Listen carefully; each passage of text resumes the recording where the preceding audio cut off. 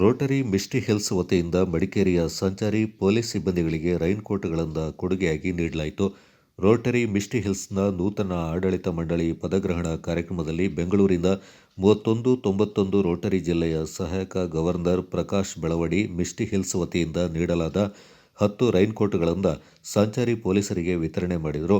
ಮಳೆಯಲ್ಲಿ ರೈನ್ಕೋಟ್ಗಳ ಭದ್ರತೆ ಪೊಲೀಸರಿಗೆ ನೆರವಾಗಲಿದ್ದು, ಸದಾ ಮಳೆ, ಗಾಳಿ, ಚಳಿಯಲ್ಲಿ ಕರ್ತವ್ಯ ನಿರ್ವಹಿಸ್ತಾ ಇರುವ ಸಂಚಾರಿ ಪೊಲೀಸರಿಗೆ ರೋಟರಿ ಜಿಲ್ಲೆ 3181ನ ಪ್ರಮುಖ ಯೋಜನೆಯಾಗಿ ರೈನ್ಕೋಟ್ಗಳನ್ನು ವಿತರಣೆ ಮಾಡಲಾಗಿದ್ದು, ಮುಂದಿನ ದಿನಗಳಲ್ಲಿ ಸಂಚಾರಿ ಜಾಗೃತಿ ಕಾರ್ಯಕ್ರಮಗಳನ್ನು ವಿವಿಧೆಡೆ ಆಯೋಜಿಸಲಾಗುತ್ತೆ ಅಂತ ರೋಟರಿ ಮಿಸ್ಟಿ ಹಿಲ್ಸ್ ಅಧ್ಯಕ್ಷ PR ರಾಜೇಶ್ ಮಾಹಿತಿಯನ್ನು ನೀಡಿದರು.